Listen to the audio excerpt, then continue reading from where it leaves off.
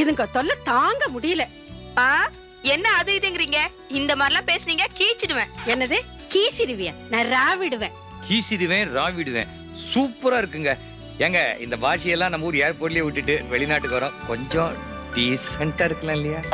இந்த மாதிரி தான் 1982ல சிந்தாதிரிப்பேட்டையில ஒரு சம்பவம் நடந்தப்போ அமெரிக்கா போனாலும் நம்ம பேட்டையை மறக்காம இருக்கீங்களே. இத பாருங்கம்மா, கரகாட்ட நிகழ்ச்சி நடந்து முடியிற வரைக்கும் ஒத்துமையா இருங்க. ஒலிம்பிக்ஸ்ல தான் கோல்டு மெடல் வாங்க முடியல, இந்த நிகழ்ச்சியிலயாவது ஏதாவது நல்ல பேர் வாங்கிட்டு வாங்க. சரிப்பா, இனிமே இப்படி நடக்காது. வேற மாதிரி நடந்து போய்க்கிறீங்களா? இதானே வேணாங்கிறது.